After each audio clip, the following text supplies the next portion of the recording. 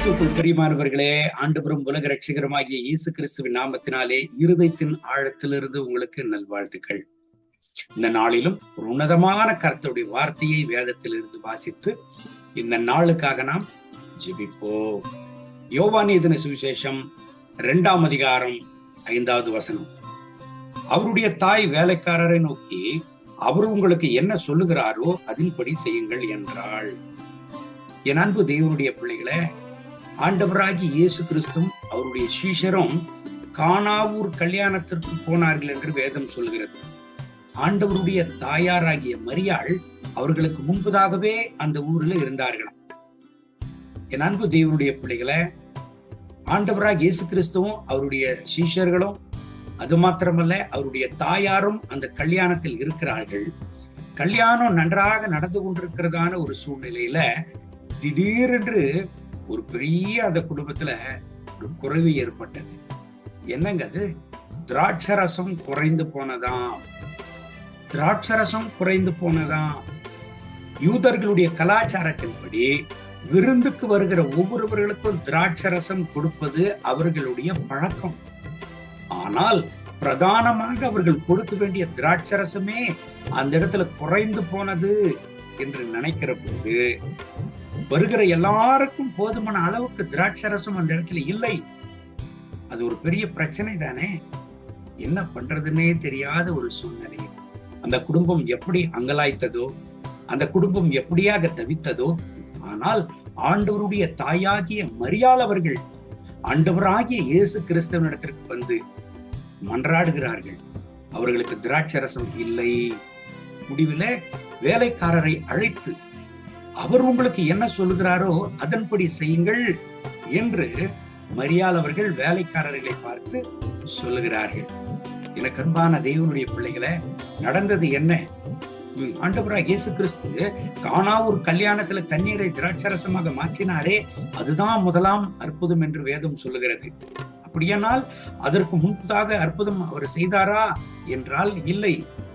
ஆனால் கண்ணங்கருத்துமாக மரியாளுக்கு ஆண்டவருடைய ரகசியம் தெரியும். ஆகவே தான் அவர் என்ன சொல்லுகிறாரோ அதன்படி செய்யுங்கள் என்று மரியாள் அவர்கள் வேலைக்காரரை பார்த்து சொல்லுகிறார்கள். நடந்தது என்னங்க? யூதர்கள் தங்களை சுத்திகரிக்கும் முறைமையின்படி அவர்களுடைய உபயோகத்திற்காக அந்த இடத்துல வைக்கப்பட்டிருக்கிற ஒரு 6 கற்சாடிகள் இருக்கிறது. யோவான் 2ஆம் அதிகாரம் 6வது வசனம் சொல்லுகிறது அந்த காரியத்தை. அந்த 6 கற்சாடிகளை தண்ணீரினாலே நிரப்ப சொல்லுகிறார் ஆண்டவராக இயேசு கிறிஸ்து வேலைக்காரர்களுக்கு. ஆண்டவராக இயேசு கிறிஸ்து சொன்ன வார்த்தைகளுக்கு கீழ்ப்படிந்தவர்களாய் வேலைக்காரர்கள் அந்த 6 கற்சாடிகளையும் தண்ணீரினால நிரப்புகிறார்கள். ஆண்டவராக இயேசு கிறிஸ்து அந்த தண்ணீரை திராட்சரசமாக மாற்றினார். எல்லாரும் பானம் பண்ணினார்கள். அந்த குடும்பத்தை அவமானத்திலிருந்து ஆண்டவராக இயேசு கிறிஸ்து காப்பாற்றினார். இந்த கானாவூர் கல்யாணத்துல ஆண்டவராக இயேசு கிறிஸ்து அந்த மிகப்பெரிய அற்புதத்தை செய்கிறதற்கு ஒரு பெரிய காரணமா இருந்தவர்கள் அந்த வேலைக்காரர்கள். அவர் என்ன சொன்னாரோ அதன்படி அவர்கள் கீழ்ப்படிந்து செய்தார்கள். அந்த குடும்பமே காப்பாற்றப்பட்டது. வந்த ஜனங்கள் எல்லாரும் திருப்தி அடைந்தவர்களாய் அந்த குடும்பத்திலிருந்து கடந்து போகிறார்கள். இன்றைக்கும் நம்முடைய வாழ்க்கையில ஆண்டவராகி இயேசு கிறிஸ்து என்ன சொல்லுகிறாரோ அதன்படி நாம் செய்வோமானால் நம்முடைய வாழ்க்கையில ஒரு பிரச்சனையும் இல்லை. பல நேரங்கள்ல நம்முடைய வாழ்க்கையில பிரச்சனை காணப்படுகிறதற்கு காரணம் என்னங்க? ஆண்டவர் ஒண்ணு சொல்லுவார், நம்ம ஒண்ணு செஞ்சுட்டு இருப்போம். அவர் ஒண்ணு சொல்லுவார், நம்ம ஒண்ணு செஞ்சுட்டு இருப்போம். தேவனுடைய பிள்ளைகளை, இந்த கடைசி காலத்துல நம்ம வாழ்ந்து கொண்டு இருக்கிறோம்.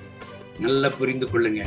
ஆண்டவர் என்ன சொல்லுகிறாரோ அதன்படி நம்முடைய வாழ்க்கையை நடத்தி கொள்வது மிக மிக முக்கியமான ஒரு காரியம். ஆண்டவர் என்ன சொல்லுகிறாரோ அதன்படி செய்வது மிக முக்கியமான காரியம். யோவான் எழுதின சுவிசேஷம் 15ஆம் அதிகாரம் 14வது வசனத்துல சீஷர்களை பார்த்து ஆண்டவராக இயேசு கிறிஸ்து சொல்லுகிறார். அந்த வசனத்தை வாசிக்க கேட்போமா? நான் உங்களுக்கு கற்பிக்கிற யாவையும் நீங்கள் செய்வீர்களானால் என் சிநேகிதராய் இருப்பீர்கள். என் அன்பு தேவனுடைய பிள்ளைகளை, கர்த்தருக்கு நெருக்கமா நம்ம இருக்கணும்னா, ஆண்டவருக்கு பிடித்தவர்களா இருக்கணும்னா, ஆண்டவருக்கு சிநேகிதர்களா நம்ம இருக்கணும்னா, ஆண்டவர் என்ன நமக்கு கற்பித்தாரோ அதன்படி செய்யணும். என் அன்பு தேவனுடைய பிள்ளைகளை அவருடைய வார்த்தையின்படி செய்ய நம்ம கற்றுக்கொள்ளணும். அவர் ஒண்ணு சொல்ல நம்ம ஒண்ணு செஞ்சுட்டு இருப்போம்னா வாழ்க்கையில எப்படிங்க வெற்றி பெறும்? அவரு ஒண்ணு சொல்ல நம்ம ஒண்ணு செஞ்சுட்டு இருப்போம்னா வாழ்க்கை எப்படிங்க விருத்தி அடையும்? அவரு ஒண்ணு சொல்ல நம்ம ஒன்று செஞ்சுட்டு இருந்தோம்னா நம்முடைய வாழ்க்கையில கர்த்தருடைய நன்மைகளை பார்க்க முடியுமா? கர்த்தருடைய சித்தத்தை நிறைவேற்ற முடியுமா?